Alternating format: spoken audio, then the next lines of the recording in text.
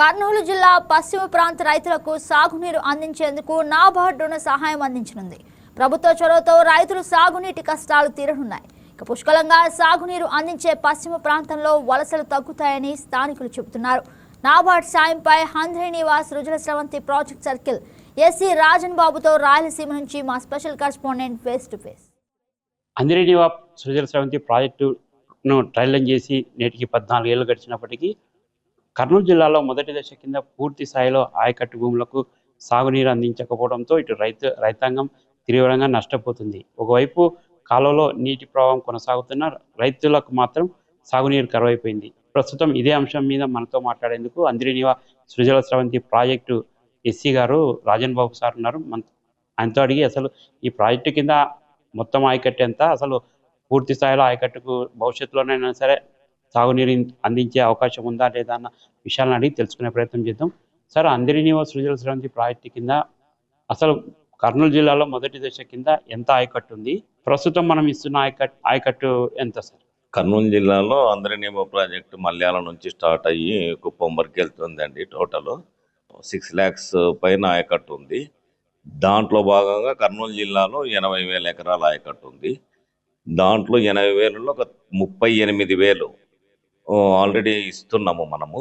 Balance works ఉన్నందువల్ల పూర్తి స్థాయి 80,000 ఆయకట్టు ఇవ్వలేకపోయాము. గత సంవత్సరము ప్యాకేజ్ 1 ప్యాకేజ్ 2 అని 2 ప్యాకేజీల కింద బ్యాలెన్స్ వర్క్స్ టేకప్ చేయటకు గవర్నమెంట్ వారు అనుమతి ఇచ్చారు. దాని మూలంగా ఇంతకుముందు 2,147 డిశ్చార్జీని ఇప్పుడు 3,850 క్యూసెక్లు పోవడానికి కాలువను రెడీ చేశాము. ఆల్మోస్ట్ 90% వర్క్స్ అన్నీ అయిపోయాయి. పోయిన సీజన్లో చేశాము.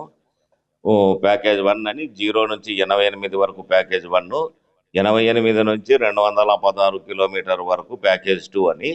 కాకపోతే కర్నూలు జిల్లాలో 134 కిలోమీటర్ వరకే 88 నుంచి 134 వరకు ప్యాకేజీ 2 కర్నూలు జిల్లా పరిధిలో ఉంటుంది. మిగతా అనంతపురం జిల్లా గుత్తకల్ డివిజన్ వాళ్ళు చూస్తారు. కర్నూలు జిల్లా పరిధిలో 38,000 ఆయకట్టుకు గాను నంద్యాలలో 2,650 ఎకరాలు నంద్యాల జిల్లా పరిధిలోకి వస్తుంది. ఇంకా మిగతాదంతా కర్నూలు జిల్లా పరిధిలోకి వస్తుంది. ఆ బ్యాలెన్స్ 42,000 ఎకరాలను పూర్తి చేయటకు పత్తికొండ రిజర్వాయర్ అని ఉంది. ఆ పత్తికొండ రిజర్వాయర్ కింద బ్యాలెన్స్ వర్క్స్ ఉండిపోయాయి. మొదటి దశలో దాదాపుగా పత్తికొండ రిజర్వాయర్ కింద కొన్ని 215 కోట్ల రూపాయల పెండింగ్ వర్క్స్ ఉన్నాయని, వీటికి నాబార్డు కూడా రుణం మంజూరు చేసేందుకు ముందుకు వచ్చింది. అయితే ప్రభుత్వం సహకరిస్తే ఆ రుణంతో ఆయా ఏరియాలో పెండింగ్ పనులు చేస్తే 50,000 ఎకరాల భూములకు సాగునీరు అందించవచ్చు అనేది రైతులు చెప్తున్నారు సార్. దీని మీద ఏంటి? పత్తికొండ రిజర్వాయర్లో కొత్త బ్యాలెన్స్ వర్క్స్ ఉన్నమాట వాస్తవమే. ఆ రిజర్వాయర్ కింద 2 డిస్ట్రిబ్యూటరీలు ఉంటాయి. ఒకటి right RBC canal, LBC canal అని, వాటి లెఫ్ట్ రైట్.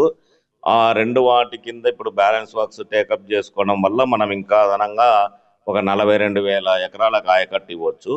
దానికి సంబంధించి ప్రతిపాదనలు అన్ని అంచనాలు తయారు చేయడం జరిగింది. 272 కోట్లకు అంచనాలు ప్రభుత్వానికి సబ్మిట్ చేయడం జరిగింది.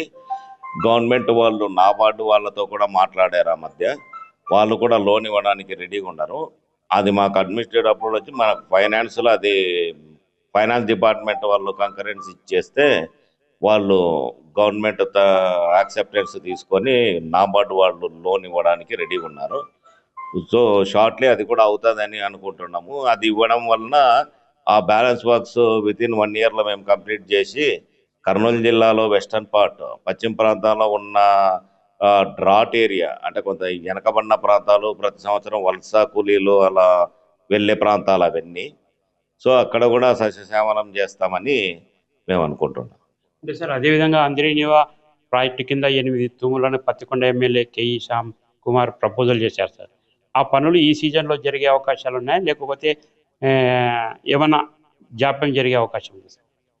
పత్తికొండ కాన్స్టిట్యున్సీ పరిధిలో పత్తికొండ ఎమ్మెల్యే శ్యాంబాబు గారు 8 తూములకు నోటీసులు ఇస్తుంటారు. వాటికి ప్రతిపాదనలు సబ్మిట్ చేశాడు. ఆయన ఒక లెటర్ ఇచ్చాడు. జిల్లా కలెక్టర్ ద్వారా అయితేమి, తర్వాత ఆనరబుల్ సీఎం గారికి అయితేనేమి ఇచ్చారు. కలెక్టర్ల కాన్ఫరెన్స్లో అది సీఎం గారు కూడా యాక్సెప్టెన్స్ తెలియడం జరిగింది. ఆ 8 తూములకు వాటిని ఇప్పుడున్న కాంట్రాక్టర్లతోనే చేయించడానికి మేము ప్రయత్నిస్తున్నాము. వాటిలో మూడు మూడు తూములు వచ్చేసి గుంతకల్ డివిజన్ పరిధిలో ఉంటాయి, 5 కర్నూలు డివిజన్ పరిధిలో ఉంటాయి. సో కర్నూలు జిల్లా పరిధిలో 5 మేము టేకప్ చేయడానికి రెడీగా ఉన్నాము. వాటి డ్రాయింగ్స్ డిజైన్స్ అన్ని రెడీ చేశాము. 3 వాటికి అప్రూవల్స్ కూడా అయ్యాయి. ఇంకా 2 సబ్మిట్ చేశాము. సిఈ నుంచి అప్రూవల్ తీసుకొని ప్రస్తుతం ఉన్న ఏజెన్సీతోనే జూన్ ఎండింగ్ అంతా లేకపోతే జూలై ఫస్ట్ వీక్ అంతా వాటిని కూడా కంప్లీట్ చేయడానికి మేము ప్లాన్ చేశాము. ఆల్రెడీ కాంట్రాక్టర్లతో మీటింగ్ పెట్టి వాళ్ళకు కూడా చెప్పడం జరిగింది. సో షార్ట్లీ అవి కూడా మేము టేకప్ చేస్తాం. అంజనీ నివాస్ ప్రాజెక్టు కింద పశ్చిమ ప్రాంతంలో ఇటు సాగు తాగునీరు లేక వలసలు వెళ్తున్న రైతు కూలీలతో పాటు రైతులు కూడా వలసలు వెళ్లాల్సిన పరిస్థితి ఏర్పడింది. ఆ వలసలను నివారిస్తామని చేపట్టిన ప్రాజెక్టు లక్ష్యం ఏళ్ళు చేరుకోలేకపోతున్నారు. కనీసం ఇప్పుడైనా ఇటు ఆ పెండింగ్ పనులకు నాబార్డు రుణ సాయం చేసేందుకు ముందుకు వచ్చిందని, ఆ రుణ సాయంతో రాష్ట్ర ప్రభుత్వం పెండింగ్ వర్క్స్ని పూర్తి చేసి ఆయకట్టు భూములకు సాగునీటిని అందించేందుకు చొరవ చూపుతామని ప్రాజెక్టు ఎస్సీ గారు చెప్తున్నారు. ఇది ఇక్కడి తాజా పరిస్థితి. కెమెరా పర్సన్ అశోక్తో Srinivas, Y K TV, Rayalaseema special correspondent, Kurnool.